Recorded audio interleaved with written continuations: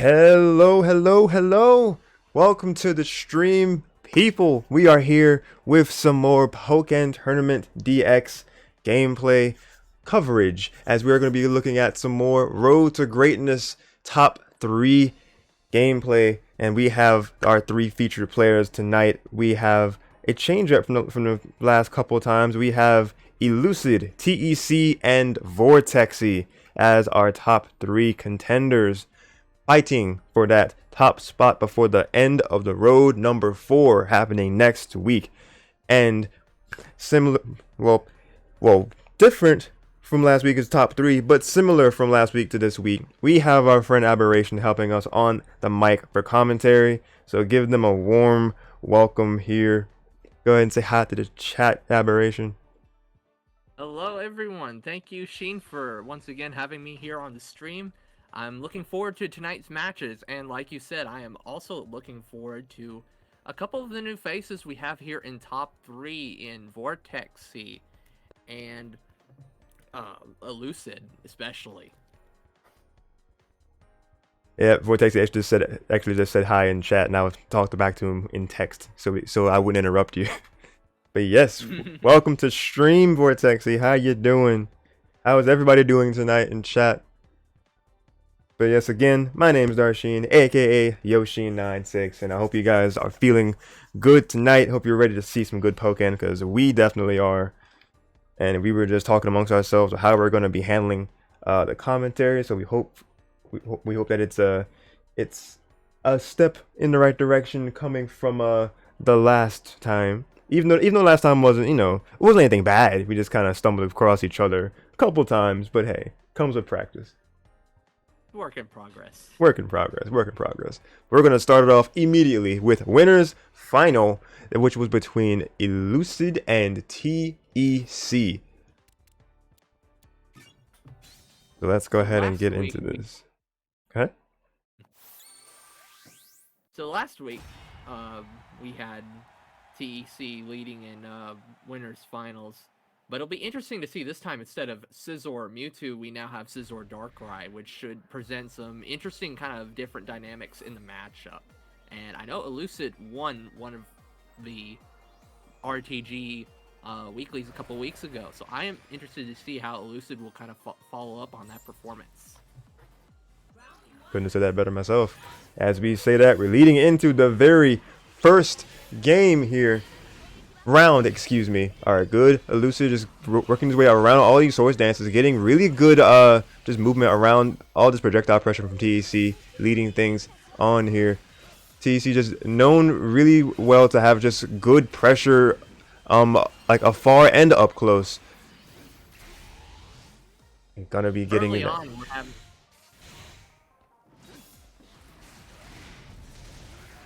Yeah. We goofed. The good bug bite in back in the field phase. I believe you had a thought. No, I was just gonna say, early on we were seeing a lot of the interactions between the field phase kits of Scizor and Darkrai, especially the projectiles on Scizor's and Darkrai's riffs, and I think a lot of those interactions in field phase would be key to kind of determining how the rest of the match goes. And as we see TEC close out that first round, what will we have Elucid do to turn these tides? And turning rifts open from time, we see, trying to get this pressure back in their favor. The TEC fighting back from the corner very well here.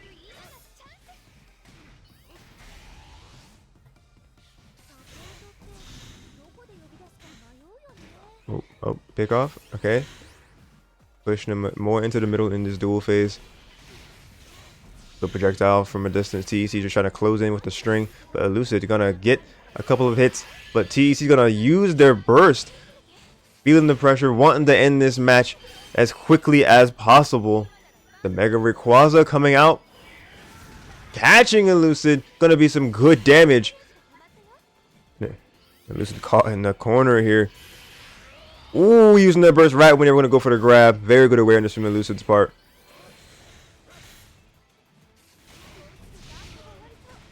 I could see with the, I can kind of see now with the Rayquaza pick.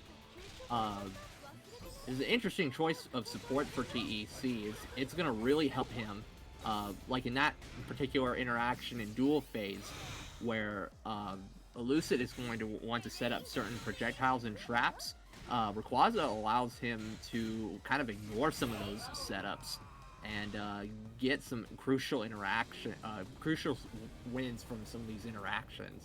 Right, like what TC has done here in this first match, as he takes the first game against Elucid. Yeah, interactions like you were saying this now, like using that just using that hover to go for those aerials a couple of times, mixing it up, like stopping it once and then just going for that last hit. Really like really kept Elucid on their toes. And yeah, TEC is gonna close out that first game very, very well. Similarly, I noticed that Elucid is running Emolga, but it looks like TEC was able to kind of be careful about um, for much of the match when he would try to use the CA. Um, so it'll be kind of interesting to see what Elucid does in this second match to kind of adapt and try to get some more nightmare mode. Um, um, or try to get into nightmare mode more in dual phase, because we didn't really see much of nightmare mode at all in that first match. You're right, actually. That's a good point. But what we will see is the beginning of game number 2. Elucid is trying to control this with the projectile. TEC doing very much the same. So far, TEC's the only one taking any sort of chip damage from projectiles. Good counter attack from Elucid. They're working their way from the first game, trying to get themselves in a position of advantage. But TEC's doing a good job of just keeping them in this corner. And Emolga is ready. Both supports are ready. Gonna go through the counter with the Emolga. Very good play from Elucid. Ooh, bullet punches coming in from TEC, forcing them into the field phase once again. Oh, Elucid fighting back with a really good answer back. Nightmare mode, as it was pre-foreshadowed.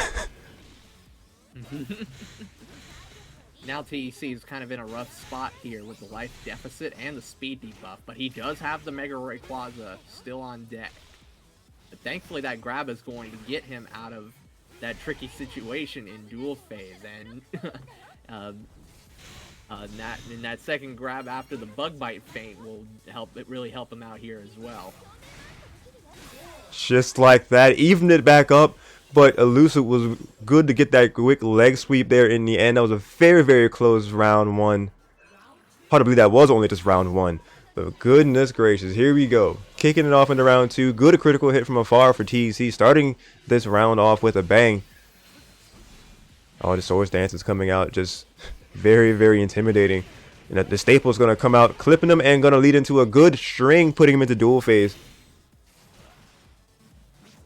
Both of these guys are sitting on Synergy Burst, and question is when Elucid might decide to pop that Synergy. Yeah, it's a good question. Whether he will feel the want to do it now to close out this game, or he will try to save it for a possible round 3. It's all about strategy in this case. TEC also has their burst, so wondering if they want to use it here to try to further ensure they can get in this, or maybe they'll feel the need to not even need it, going into this bullet punch bug bite combo, putting them back in the field phase, recovering some HP in the process. Only 18 seconds left on the clock. Oh. I was about to say, since Elucid is sitting on a round lead, it looks he might elect to wait on the Synergy Burst, which he's going to do here now. And if he gets the Synergy Burst, of course, he will have more opportunities to win. He'll have more ways to get into Nightmare mode Um, so most likely he might wait until this field phase to decide whether or not to pop the synergy burst. But yeah, the ball is in both of their courts now because synergy is ready for both. Who will feel the need to use it first? CEC. They're in an HP lead. They're wanting to make that deficit even greater in their favor. That shield was looking mighty close to breaking, but Lucid, knowing when it was gonna hold that clash, but he's using the enhancement from synergy to get a good string going, ending it off in the enhanced bug bite. Lucid still hanging on to their burst. Is it their turn now, or man, he's gonna have to do something. 23 seconds, no, 23 HP, 15 seconds remain. Emolga dodging the Emolga, very good from TEC's part. The staples not gonna fall, but gonna use the burst right here. 10 seconds remain. Can he get anything off of it? Oh my God, TEC's coming out of the gate, using the Mega Rayquaza, hoping to catch him on the wake up. Can he get that shield up in time? Good, Elucid. 3 seconds. Might be a little bit too far away, but catching him on the landing. TEC. Very good read there on their part. That was kind of smart there for TEC to go for the U-turn in that situation after he had, before Elucid could take his turn back. Because if Elucid had gone for the grab, he would have taken a bit more time to go into the nightmare phase, and he wouldn't be getting as much damage off of it as if he would to land the homing attack into a nightmare or into a dark pulse cancel. So that was a good snap to PEC, and it paid off for him as he was able to secure the round in that last match. Okay, you love to see that awareness from players like that. And that's what that move is called, U-turn. I'll keep that in mind.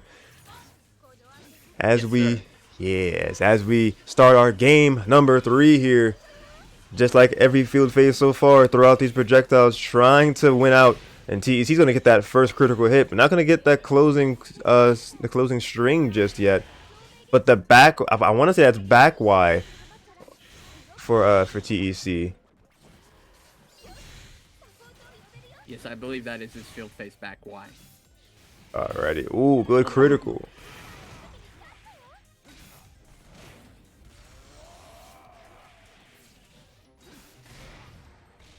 That was a good high stance by TEC, armoring through Darkrai's 5A, as that's actually a special high, I believe, or mid-high. But Elucid now, since he was able to get the successful counter, now he's in the nightmare mode he's needed for a while, and now he's sitting with his life lead, putting TEC in a rather difficult spot. And since TEC doesn't have his Mega Ray, it's going to be a little bit harder for him to get in, but he gets the 6X, and now it's a pretty close to even game here. Ooh, the final 5 seconds. Oh my God, who's going to get the approach to counter? TEC closing it out. Elucid was trying to better his prospects with the double buff right there, but didn't end up working out for him. But it was kind of a nice decision on the fly. But Elucid is going to get that first phase shift with the nightmare mode, putting him in a good spot in this round. Yeah, it's a good spot for Elucid, and TEC is being put into a position where they have to be very much more on the defensive side of things. But TEC is good at flipping between defensive and offensive on a dime once they get that opening, as we see from that string, putting them back into field phase. I liked what Elucid was trying to do there in Nightmare mode, making advantage of Darkrai's dash animation to swap the sides, but TEC didn't give the opening to Elucid that he was hoping for. And then TEC got that really good turnaround, like reversal combo he had going for a bit. Like I think he dropped the second part of aerial ace, but it was looking like really that was really good damage build up that they were getting, pushing Elucid into the corner now. All right, they're using their burst attack, gonna catch them in the critical hit. That could very well be the round. That, I believe, Oh, should do it. not yet actually. Nope. Sorry, Rage saved him. Oh, right. Oh, jeez. It's leaving Elucid at 1 HP. The Mega Rayquaza. Ooh, good CADC and then good shield in the corner. Just absorbing all of this damage that would definitely kill. Oh, wait. Wow, Elucid got that. It looked like Elucid was trying to hover dash through the neutral Y, but Elucid or TEC was trying to hover dash through the neutral Y there, but Elucid had recovered in time to catch him with the Rift, and that was kind of a nice play there by Elucid. Really clean from Elucid. And here we see round number 3 of our game number 3. Is Elucid going to be able to get themselves on the board? We will be seeing as this round unfolds. So far, no one else has gotten a big edge just yet. Oh, but there we go, the first critical hit. And the first phase shift going to Elucid. Into Nightmare Mode we go, trying to take this even more in their favor. Yeah, Elucid had the Shadow Clone set up right there to help get him get that conversion he needed off in field phase, and now he's building. Now he's once again setting up the dashes to kind of throw TEC off, and now he gets the pick grab into the command grab. Oh my god! Not the perfect, bro. Elucid came alive in that final round. Holy. That's how you want to see a comeback right there. Getting on the board. 1-2. Yeah, Elucid was really able to take advantage of his momentum after that first field, after that win in the field phase, and once he recognized that TEC was staying on his guard, as Elucid was trying to schmix him with the dashes, he saw the opening to go for the 2Y into command grab cancel and get him a major boost, a major chunk of damage he needed to position himself in the field phase with one interaction away from a win. It was a nice play by Elucid in that last match. Yeah, everything aligned very well for Elucid that last game. Let's see if they can keep the momentum going in this game number 4. As we've seen every field phase once again, the projectiles are flying every which way. TEC's coming with the charge, homing attack, but Elucid's going to have that shield up and going to do a good breaker move to get some more HP, not more HP, to get some more damage on to increase the HP deficit, I should say.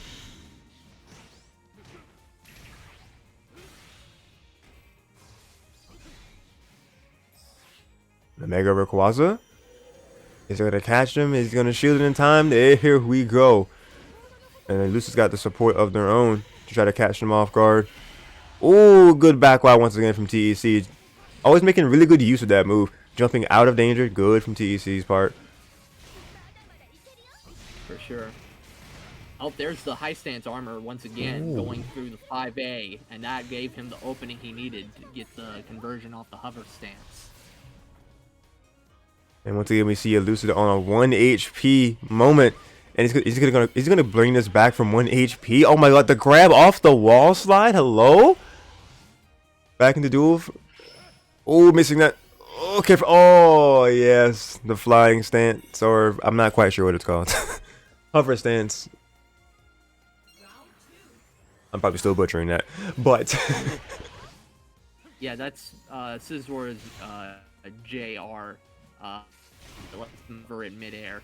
Hover stances is running stance that you saw on the ground. Oh right my there. god. But what I saw just now was TEC popping off. All that damage in that first string. Elusive already down to like the last quarter of their gauge. Both players have their meter, and Elusive's gonna feel the pressure. TEC's right after. Still got a full 46 seconds in this game. Comboing off of the off of the wall into burst attack. Is it gonna be a perfect in response to the last game? The come down? Oh, he's dead. That's a oh my god. A perfect for perfect.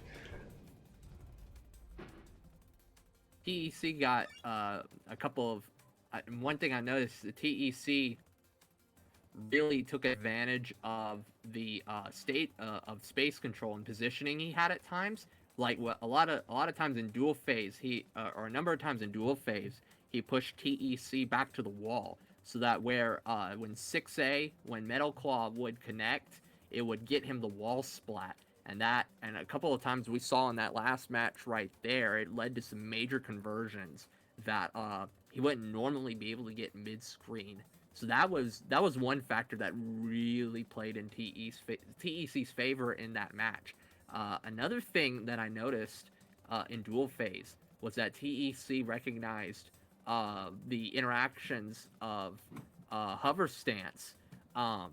He was able a couple of times when Elucid was trying, for example, when Elucid was trying to set up some rifts, TEC took advantage with hover stance to try to take that space and get into a really good position to win some of those field phases that he did there. So both things like that, TEC took some good advantage of some key interactions and some matchup knowledge he had to win that match there, and it was impressive to watch. Very, very much so. So that means that we see Elucid go against Vortexy in the losers finals. We're about to witness that set in just a second here. Let me get that queued up for you guys. It's a decent midway point. So this would be. Go ahead. Go ahead. I was gonna be a streamer for a second. I was gonna say this is a good midway point to let us know how everything is looking and sounding for you. Like, is the gameplay smooth and nice to follow along with? And speaking of following along with, is the commentary following along good with said gameplay? Are we providing a good mixture of play-by-play and analysis for you guys so far? There were a bit of silence, hiccups in that first set, but it's okay. We're getting used to it. Hope you guys are enjoying so far. Just let me know how the stream is functioning for you guys. So this will be Shadow Mewtwo versus Darkrai, correct? Indeed.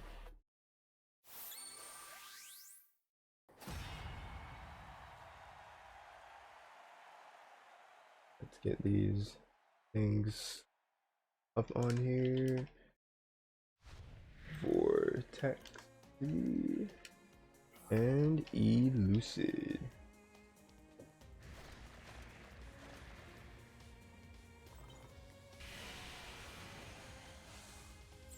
Alright, I forgot to do it for the last set, but we're going to do it for this one. I'm going to set up a poll to have you guys vote who you think is going to take losers finals. Let me get that set up here.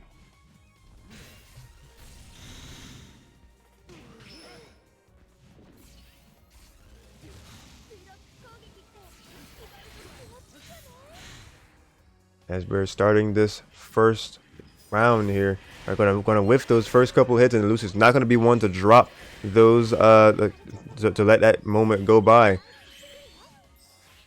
Both of them actually opting for more for buff supports in terms of anything being for offensive purposes. Yeah, with Shadow Mewtwo, there's a couple of different options you could use with the health buffs, like Sylveon, like Elucid's doing for the defense buff with the health, but in this case he is running the Eevee, to get the attack buff along with the health. And it is certainly paying off for him right now.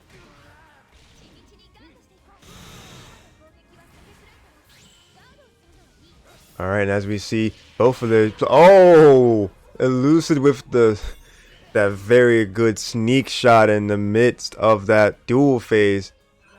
Very good call out there.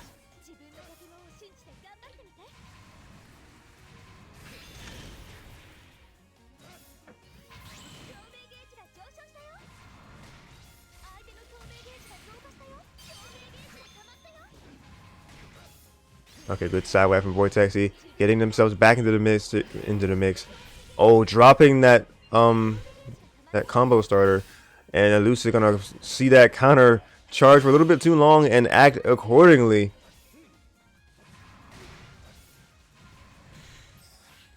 The EV support coming out to help HP and attack buffs for Vortexy.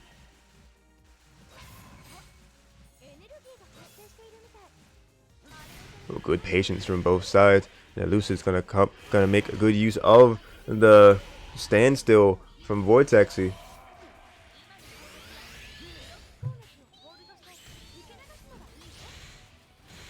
Alright, not gonna get a good bit of these hits. Good, the counter attack, blocking the counter attack. Elusive trying to get the I was gonna say reversal, that's not the right term, but gonna get the burst attack off of the hit. Gonna channel his inner Frieza and do the burst. Let's go. Damage gonna be evened out here. 20 seconds remain.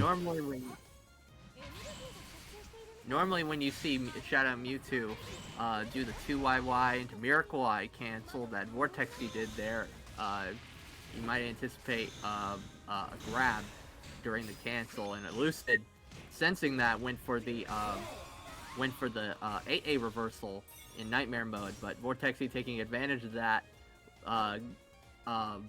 went into the counter conversion to the burst, and with that, he takes the first round, or second round rather.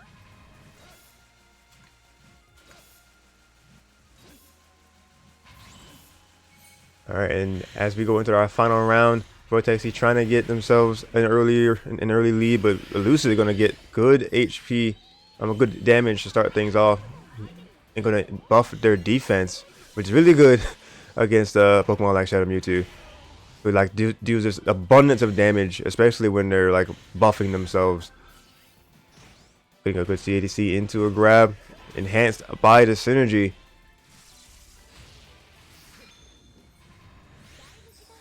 Alright, EV is here to lend a helping hand. Oh, very good call out on that with a good tech. Elucid gonna extend that combo even further to the opposite side wall.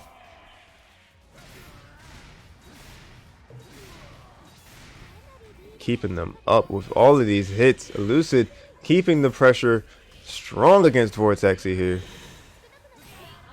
And that's gonna be a game.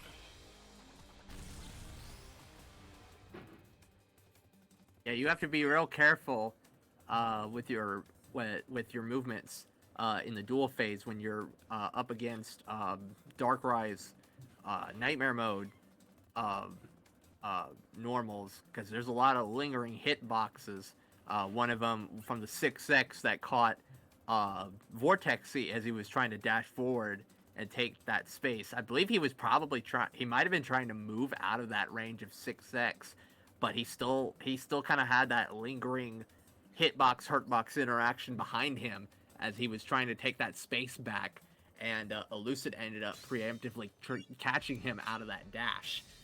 So that led to a major conversion that he needed to close out the match and clinch the game there. So that's one of the things that makes Darkrai a real threat when he's in Nightmare mode. So we'll see if Vortexy takes note of that and kind of changes up his approach in this next game. Alright, all good points here as we lead into game 2, baby. So let's see if Vortexy will be able to adapt accordingly to Elusive's game plan. which is looking very strong so far. Ooh, the flamethrower turnaround. Good to start off with our first duel phase. Ooh, good string. The Shadow Ball not gonna get that tornado. We're gonna get Eevee to fill up as far as their support is ready. Sylveon's gonna come out for Elucid, increasing their HP and defense. Ooh, initiating Nightmare Mode. The first of the round. But Vortex gonna come in and stop the beginning of a combo for Elucid. Countering, but gonna get the shield up in time for the counter Elucid. This is a good back and forth. Comboing once again into the burst attack. I don't believe that was scaled too much. It probably won't kill, but it'll be very close. Yeah, it shouldn't kill, but it will be close. Yep, as predicted. Ooh, good delayed projectiles on Vortex's end.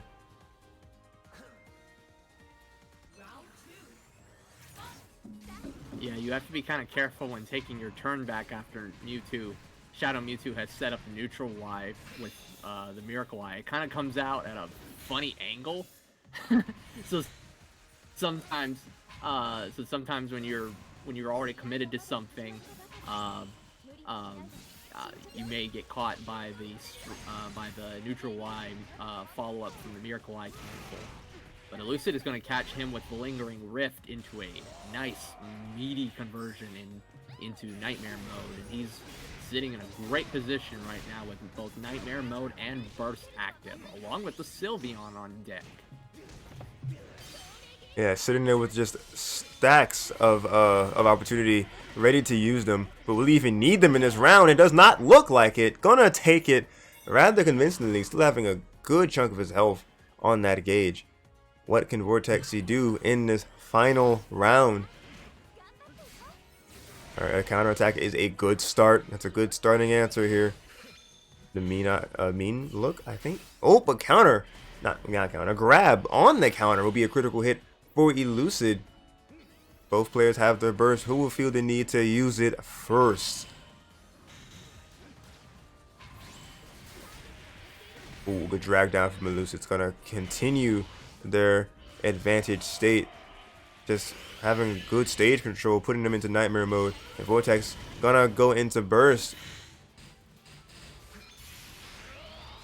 Elucid following suit, using Sylveon as well. Yo, the mix-up! That was such a clean cross-up. That was a critical hit too. That actually might be death. Yeah, he... Darkrai had the iframes during the dash. There was a couple times where Vortexy was during certain matches, points in the match where he'd go for the dash up grab. He got one earlier as Vortexy was setting up the double buff. I don't know if that might have been a second attempt to try and get that next grab, since he was in Synergy Burst, which would have given him a pretty good chunk of damage while in Synergy Burst, but didn't work out for him since the grab whiffed and put him in a really rough position, allowing Lucid to punish the whiff grab and take that second match. Alright, so sitting on 2 games to Vortexy's none at the moment. Can this be the game that puts Vortexy on the board? Or will Elucid be coming from the underground with just a fire in their heart to get back into winners for the grand final? We are going to see it play out right here, right now. On I want to say this is Neo City, nighttime. Very good backdrop. Alright, and Vortexy, here we go, trying to fight for that point on the scoreboard. Getting a really good set of strings here. Already putting Elucid down to a little less than half their HP. I'm going with that grab. It went right through that shield. Hello? I don't understand that one. He was still in block stun, so the grab whiffed. Ah, I see. Oh, but Elucid fighting back from the corner rather well. Already having them close to the same HP. and gonna get some HP back in the process of using Sylveon. But gonna get some HP of their own Vortex, putting themselves into their burst, but Elucid fighting back from the deficit, putting Vortex in the deficit, backing away from the range of it. Okay, gonna shield, good. Gonna get that grab and find the round. I just now noticed Vortexy was running Pachirisu instead of the Eevee. Maybe it's because he wants to avoid certain projectiles in the field. Oh yeah, that could be a good point.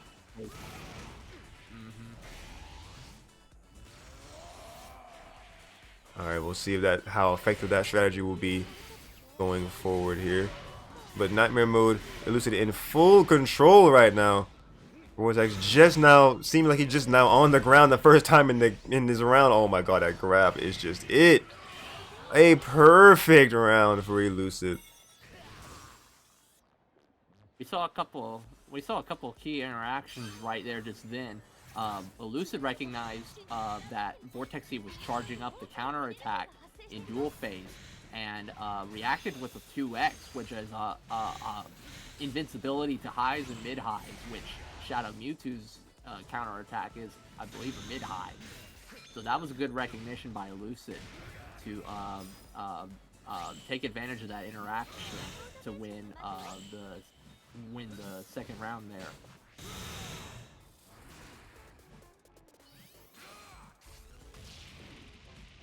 Ooh, good critical hit grab on Vortex's part, picking that up, noticing that shield was a little bit too long, but Elucid gonna learn the second time, getting a good tech and fighting back from, oh my god, sent them way up there.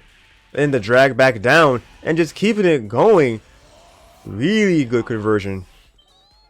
Sylveon coming out to further support. Pachirisu is going to be there to aid against projectiles, I believe you said?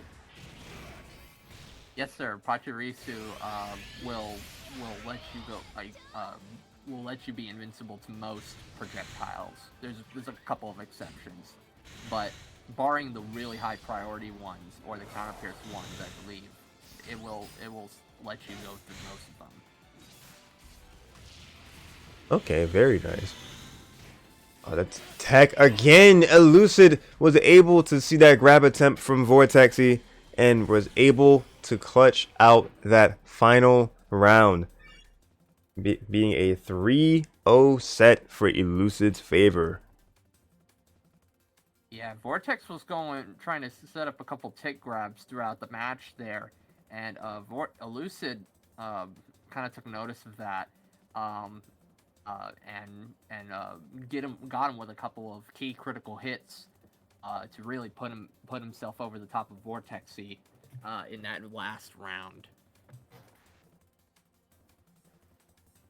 Yeah, that's what you have to do. Just be aware of what you see the opponent finding a habit of doing, and Elucid just capitalized on it beautifully. Definitely. Alright, so this is a point where I shall have to collect the grand final replays. So I'm gonna put this lovely screen on here for you guys to look at a Magikarp Festival for a small bit while I reach out for replays of grands. And I might even run an ad in a minute or so. But I'm gonna first reach out to see how long it might take to get said replays.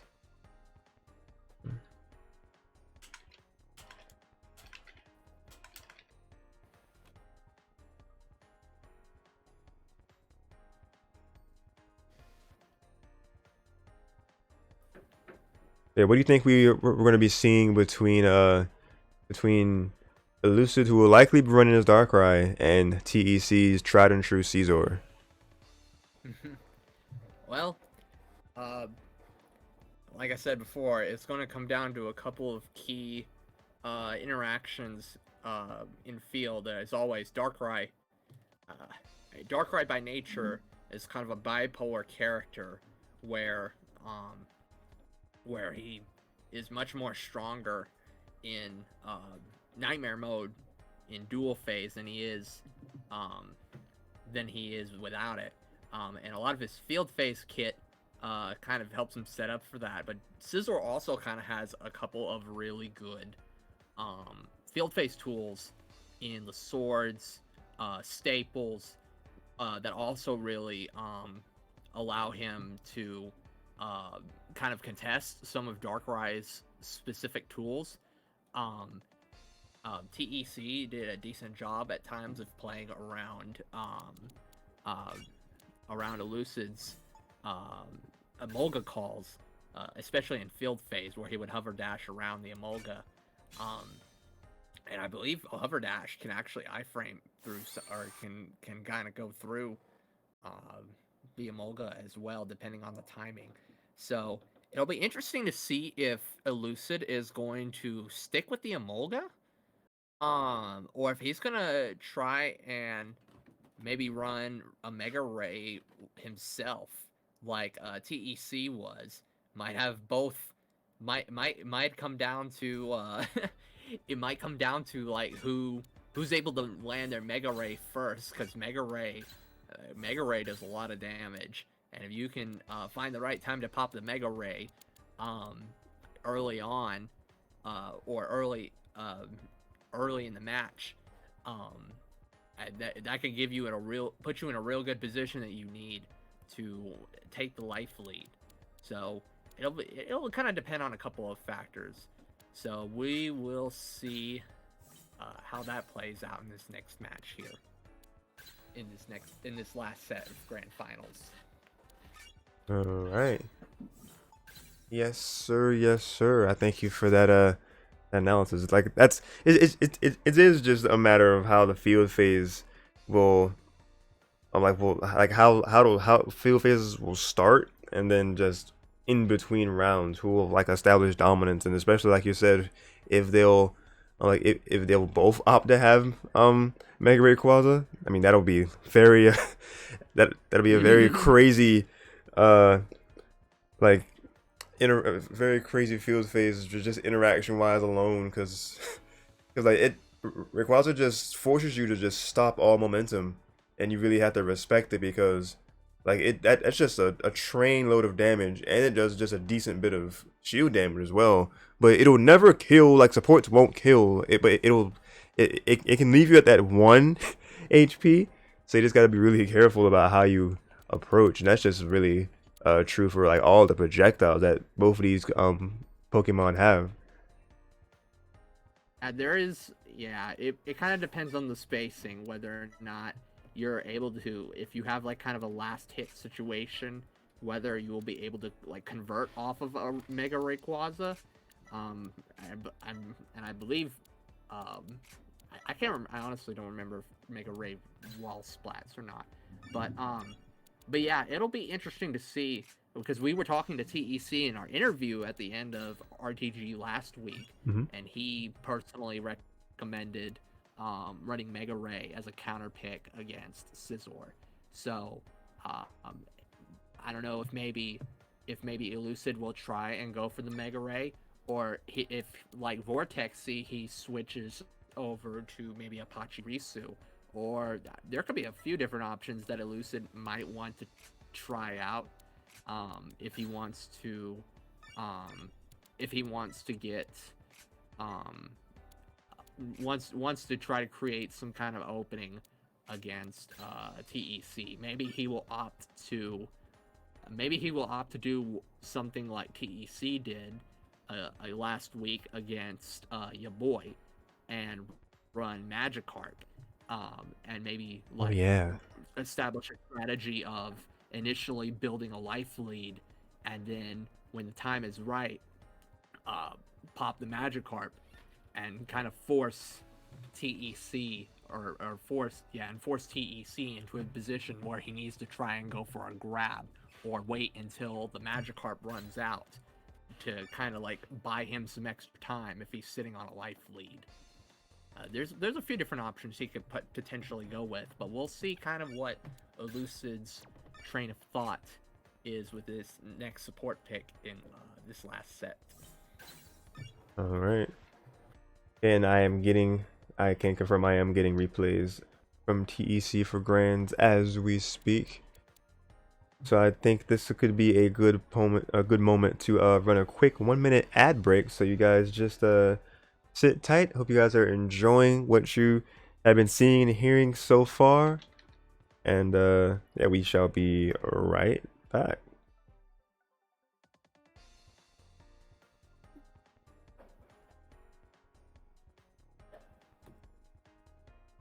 All right, ad is up there.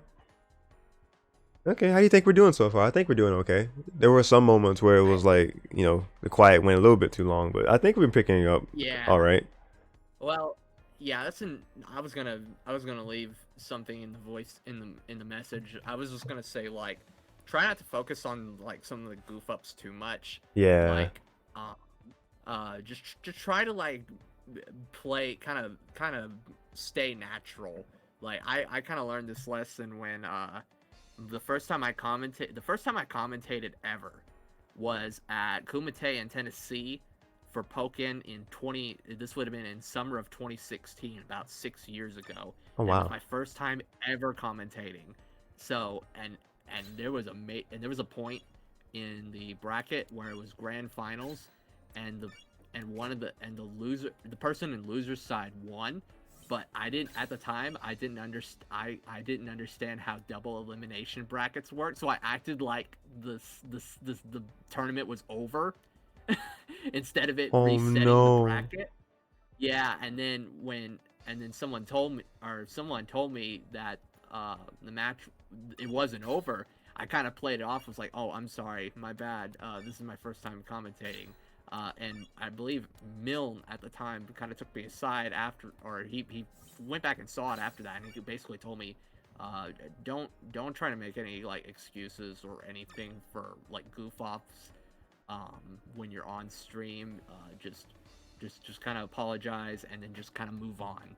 So yeah, it's like yeah, just try not to don't make the same mistake I did and like bring too much attention to like the mistakes or anything like that. Just try to keep it natural. Just like try to keep things moving along, and just try to stay composed is just a piece of advice that I got from that experience.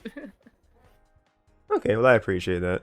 We kind of segued back from the ad into them hearing us talk about commentary trials, but it's all good. We got replays.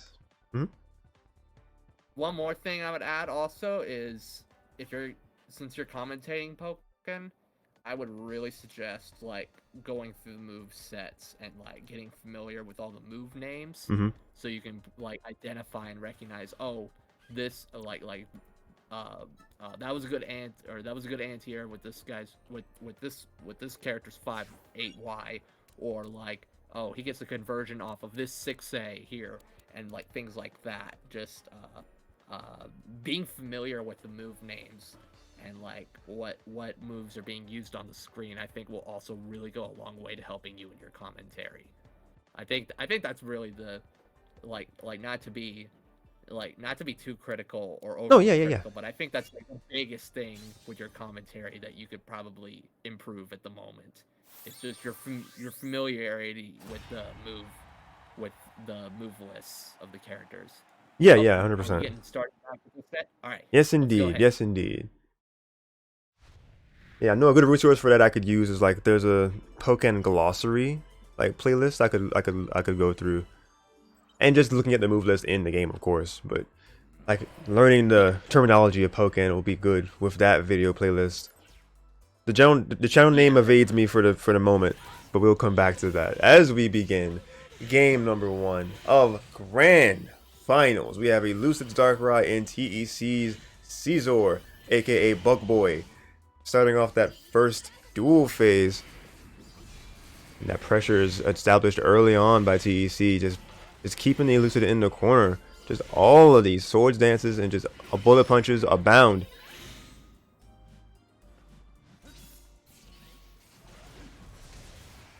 Oh, the pop up, pushing them back in the field phase. Oh, the Electrode is a support choice here. And TEC's going with the aforementioned Rayquaza. But Electrode, and is that, I think Farfetch is the other one on that set.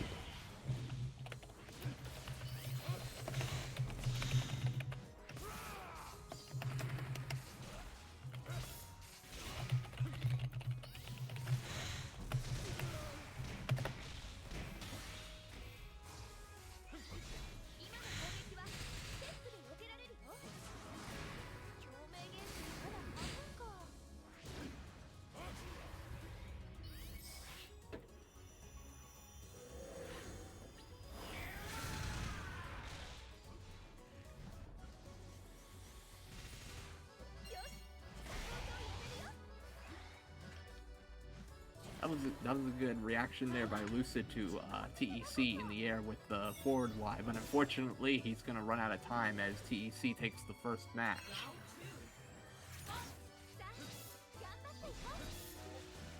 All right, round 2 gonna pick up right here. TEC gonna take that first one. Electrode support. What are we gonna do here? Not really sure of anything. We're gonna see out of danger. Elucid just reestablishing their footing. Homing attack from TEC. Here we go. Alright, getting yourselves repositioned. CDCs. Bullet punch. There we go. The kick up into a very solid string off the wall into a really good conversion off the wall here. Mega Rayquaza for some added pressure. Shield up in time. Here we go. Alright, Elucid's going to be using their Synergy Burst. Not going to get the combo off of it, though. Ooh, really good grab going off of the side. And Nightmare Mode trying to get themselves in a position to get this HP down to a reasonable level. But TEC is going to go into burst themselves. Try to get the clip of damage into the burst attack, but Elucid was able to get that shield up in time. Here we go, combos of their own. Elucid. It's gonna. Oh, Elucid was actually the one having to fight back from a deficit. One. Ooh, clutching it out to time.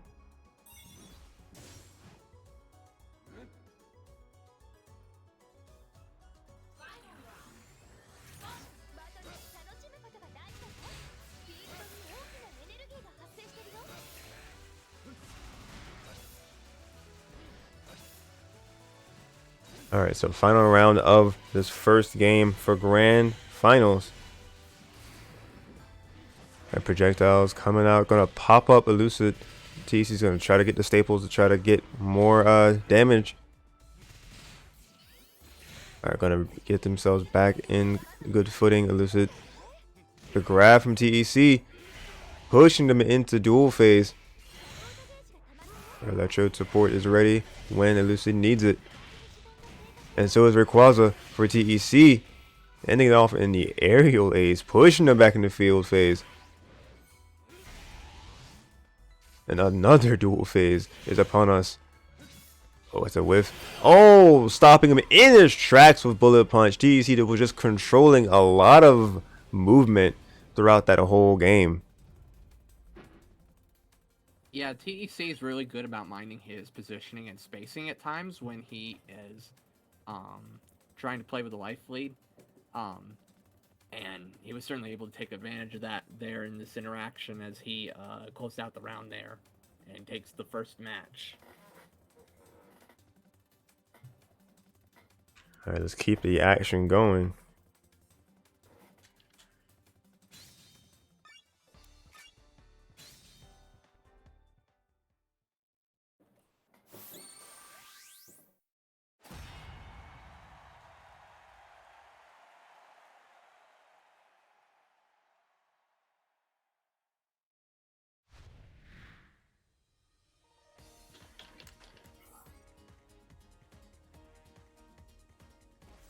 Alright, TEC is sitting with a point lead at the moment. Let's see what Elucid can do to try to bring this back in their favor. Get themselves on the board. Make this as long as a set as it has the potential to be. Here we go. Starting it off with the rounds of projectiles. Who's will win out first? Who will get the first shift of the round? Rayquaza. There we go. The supports match up now. We were we were anticipating this. Yeah, I noticed Elucid had switched to the Electrode in that last match, but he wasn't able quite to get the timing that he needed to punish some of those projectiles TEC was throwing in field. So as we had postulated during the break, we got the double Mega Ray on deck for this match. And with the double Rayquaza, it'll be double mayhem. Who will throw out the Rayquaza first? It'll likely be off of just trying to get it off of a read, or possibly if a combo, or just calling out like TC's trying to do right here. But Elucid's having the shield up in time, not gonna get phased by it, but gonna get a good homing attack tech. Elucid extending that combo out to its fullest in that moment. A nightmare mode, gonna clip the feet with the projectile. Very good catch on Elucid's part. I don't know if Elucid was anticipating that the Rift might help cover him during a counterattack release, but it ended up paying off for him as TEC went for the cancel out of the or went for the grab out of the dash cancel. Ooh, another good backwire from TEC. That was a really smart move right there, because the 4X from Darkrai, the back X from Darkrai and Field, when it sets up the portal, or when it sets up the little portal, that is, I believe, considered a projectile. So TEC used that projectile invincibility at a great time. Well, speaking of time, we are gonna be in our last 30 seconds, but TC's not gonna pay any heed to it, using the burst attack, and that is gonna be the round in their favor.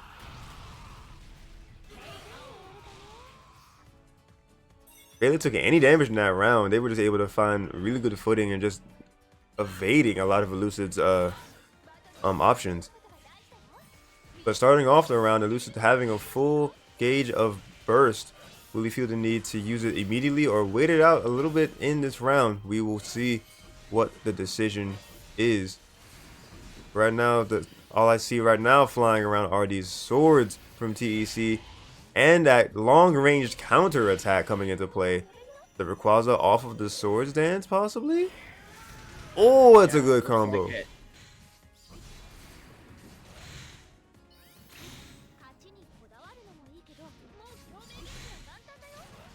Alright, Rayquaza is ready for Elucid to use as well. So if they'll opt to combo into it in a similar fashion, or if they want to try to catch TEC off guard. Possible catch? Yep. The end leg of the swords dance thrown out. This was able to catch them with that, but TEC not gonna miss a beat. Coming back in with the pressure, excuse me. But both of these players at a similar level of health, and they have synergy. This is down to the wire, the final 13 seconds. Yeah, Lucid's probably waiting to see if he wins his field phase here, whether or not he will pop the burst. But since he's short on time, he needs to pop it now. Oh, they tried to get it out there. Oh, just missed.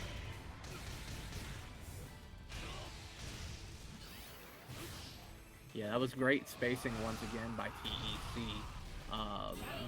Establishing the spacing he needed to make the 4X whiff, since that was pretty much the only option Lucid had at that range. He needed something to get him through that field phase. But either way, it was kind of a rough situation for him. So that was a great mindfulness by TEC as he takes the second match of this set. Yeah, TC one just be really good at like you said, spacing out his moves in just the right manners that he needs to. So we'll see how much more of that nice spacing we'll see come into effect in this next game. Ooh, Thalia Beach. We don't see Thalia. We don't see this place enough, regardless. Alia Beach is really nice as a stage. I was when they brought this in with the introduction of Pokken DX, I thought it was really cool. Especially like if you have like an Empoleon on the field, like having the water Empoleon or Suicune with the water type at the beach setting. It just feels fitting. Oh yes, very much so. All right, but what's also fitting is the tone of the scope here. We're on our third game of the grand finals. This could be tournament point for TEC or possibly a break point for Elucid, trying to just get themselves on the board and possibly try to get an upset here in this bracket's end. But TEC looking like they're not going to allow the latter to happen. Not taking any damage yet. I jinxed that part at least. Anti-airs from Elucid. Gonna combo off the wall. Beautiful combination off of that. Gonna have Rayquaza fill in as well. And that's gonna be ready to use at their discretion.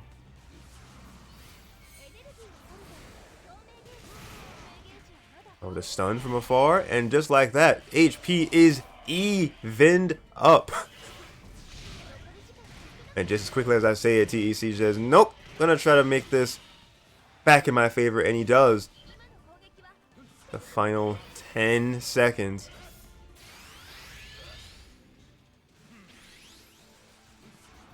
Oh, synergy in TEC is gonna just trying to stay away. He doesn't have to approach.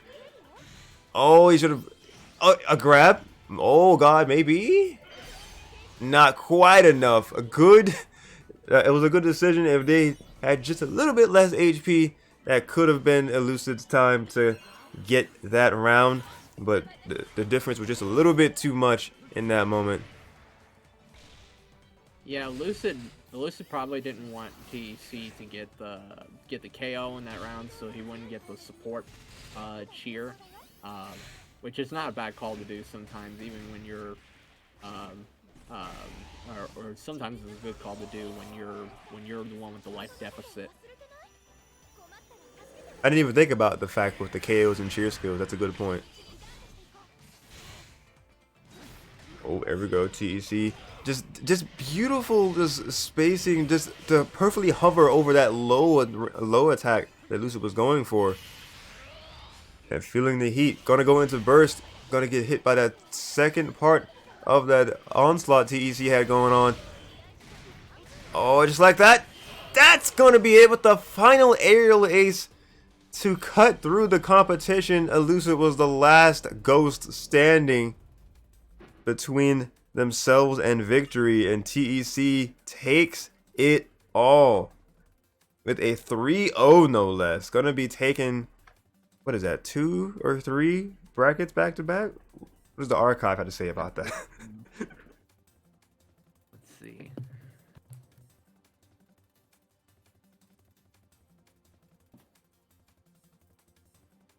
Do we want to bring TEC in for a post-tournament interview? Working on that now. I'm gonna see if he's available. Cool.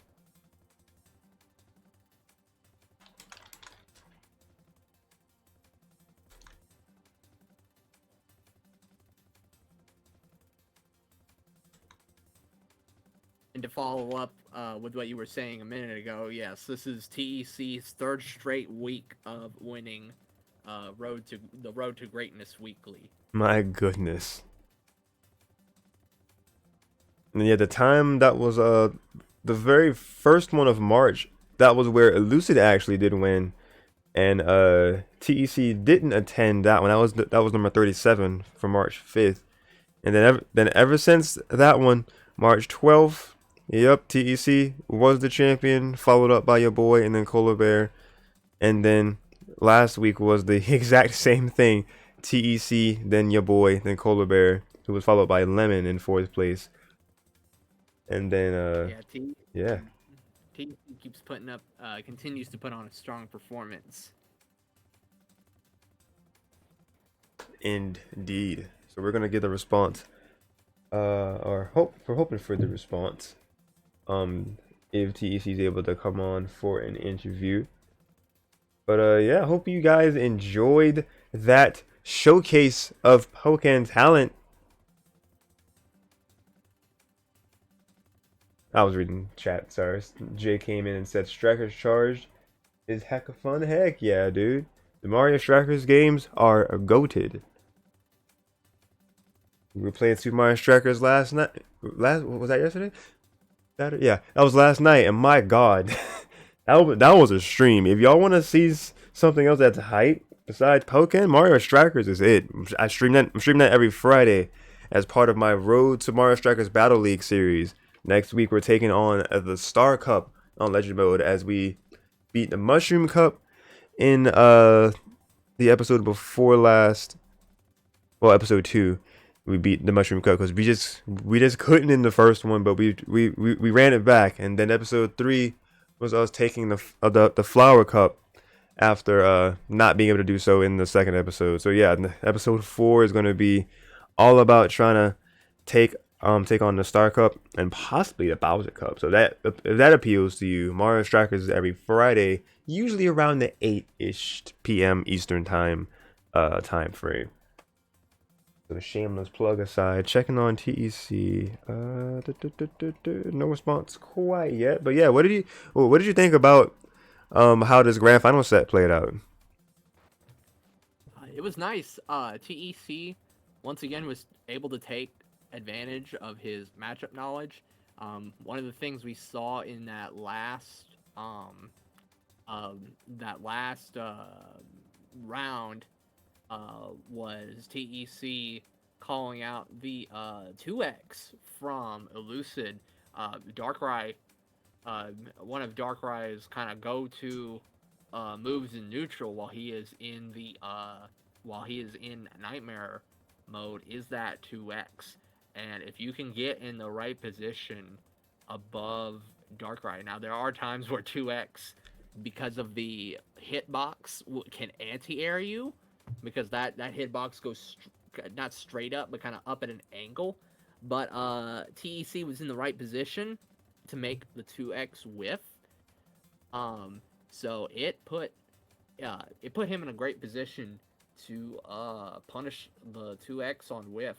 And we saw a couple of examples similarly to that, where TEC knew where to be at the right place at the right time, and just get the interactions, or get some of the key interactions he needed to win, to take rounds and overall win the set. Yeah, I couldn't have said that any better.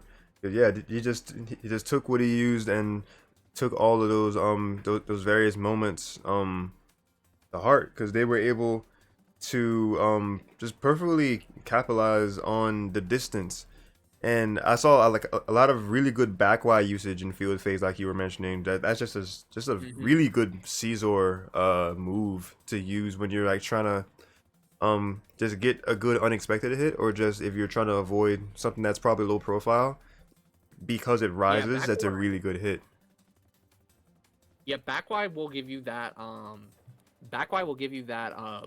projectile invincibility, so it's really good to use on reaction against certain projectile moves, or like support calls, like he did against Frogadier against your boy in previous weeks. But the move itself is very unsafe on block. So if it gets blocked, if you use it at the wrong time, or you try to throw it out in neutral, it will bite. It will come back to bite you on the butt if the opponent knows how to punish it. So you do have to be careful about using it in that regard. So it is primarily a reactionary tool. Oh, okay, I see. Have we gotten a response from TEC yet? It does not look like it. I'm a check one more time here. Let's see. I'm just putting the congratulations to him on the screen, just so people know what has already happened. and hit that, and then hit that, and boom.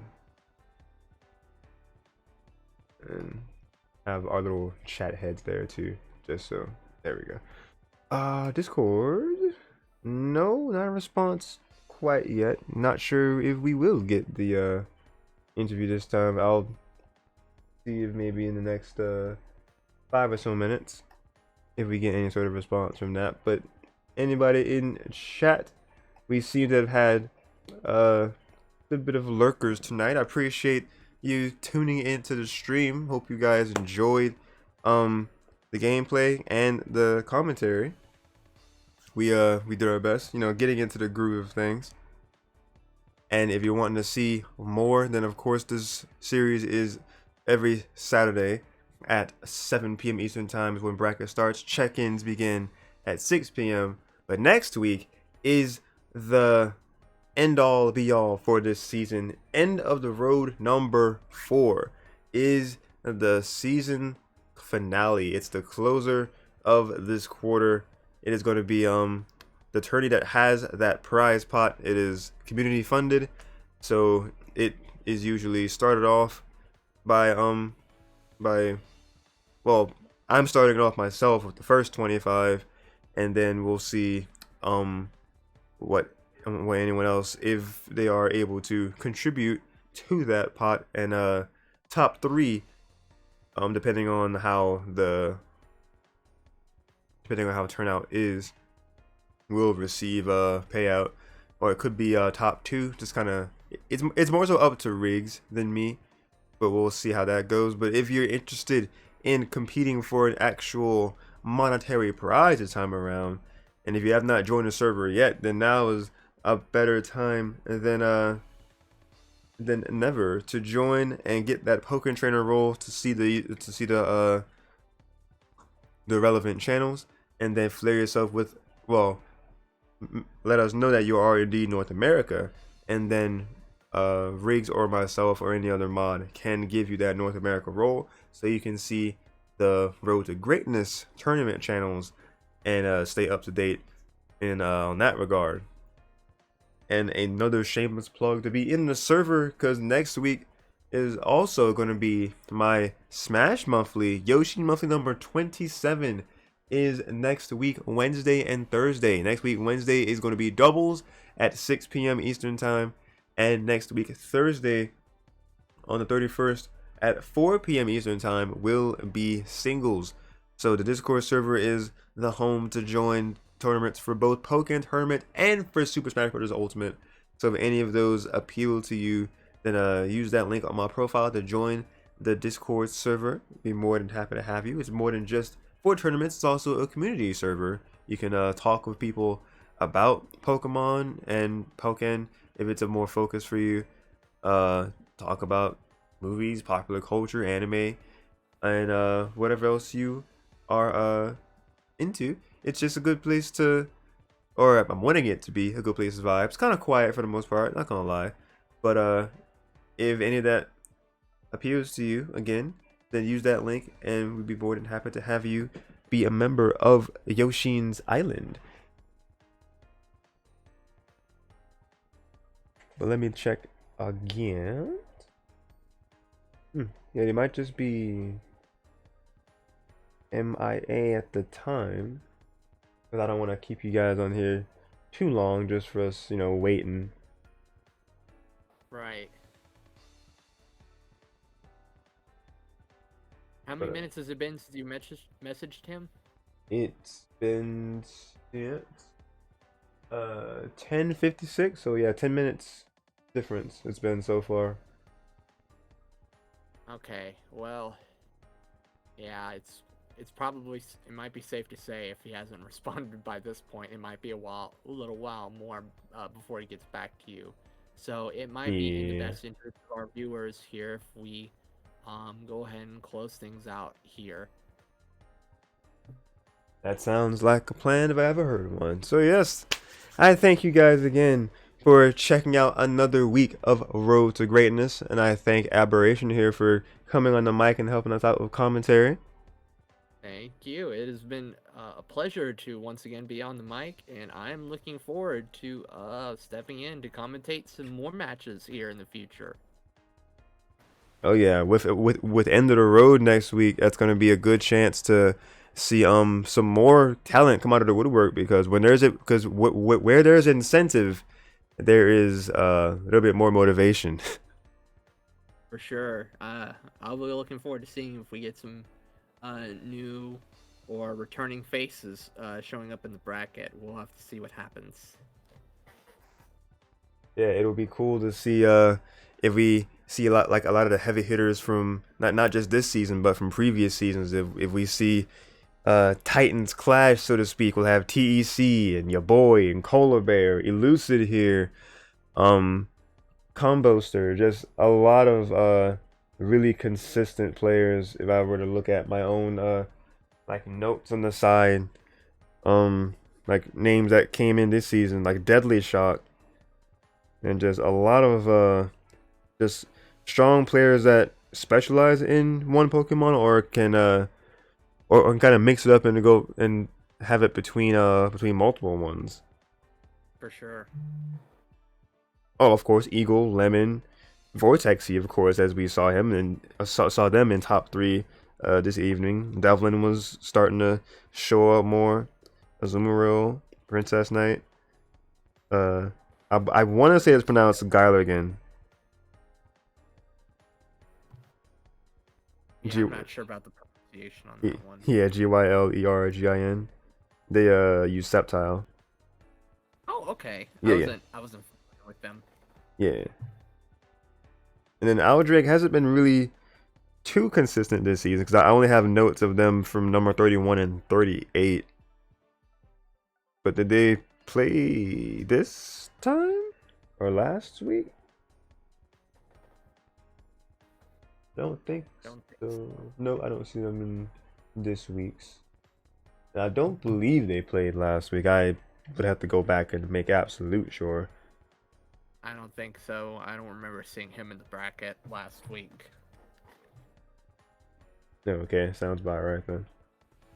But yeah, all those names and more like newcomers towards the end of the season. Here we have DSL, Mad, Bird Brain, Jolie, Neo, Sinanju, and more. So we'll see hopefully those names and some other names pop up. Maybe some people that have been kind of out of the loop for a bit and gonna come back into the mix, like Kaiser. Actually, I haven't seen Kaiser mix it up in a little bit. I'm sure we'll probably get once we get closer to a major event. Uh, do you remember off the top of your head when Battle of Lake Valor is exactly? Oh, I got it right here, April 30th. So once we get closer to Battle at Lake Valor, or possibly get closer to Nationals, I would imagine we'll probably see a couple returning players who might show up in bracket. But in the meantime, we'll have to wait and see. Yeah, I'd imagine that they'd probably want to, come to something that's consistent like Road to Greatness here and get that good, get some good consistent practice, like getting ready for, those tourneys of that caliber. Right. But yeah, with that said, I do believe that's all we really can say here. I can just reiterate the fact that I appreciate you guys for spending time with us this evening. If you would like to check out my other socials, I have my YouTube, my Twitter, and my Facebook pages on my profile. If you want to check out content from those respective places, you want to follow, subscribe, respectively on those fronts. I notify on Discord and Twitter before anywhere else usually. So if you want to stay up to date before anywhere else, you can join one of those. Or if you want to know it when I'm streaming immediately, hit that follow button to know the minute I go live next. With all that said, I think we are done here. This has been Darsheen, aka Yoshi96, helped on the mic by Aberration once again. Thank you for providing your analysis services to define people. Thank you very much. That's going to be a wrap for tonight. Stay tuned for more Pokken tournament coverage in the coming weeks. Next week is going to be a possible big one with end of the road number 4. We're looking to have at least 20 to 30. Could be a good turnout to keep that consistency going from previous end of the roads. Looking forward to, again, what talent might come from the corners that weren't around before, or just new names in general. So stay tuned for that, and stay tuned for other series that I have going on at the moment.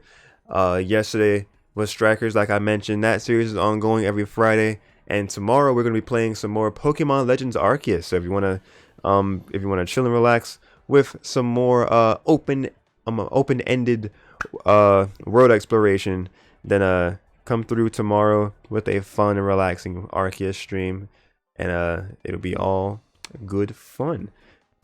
Thank you guys again so much for watching. Stay safe, please, in these times. God bless. Keep on being awesome, and I will see you guys next time.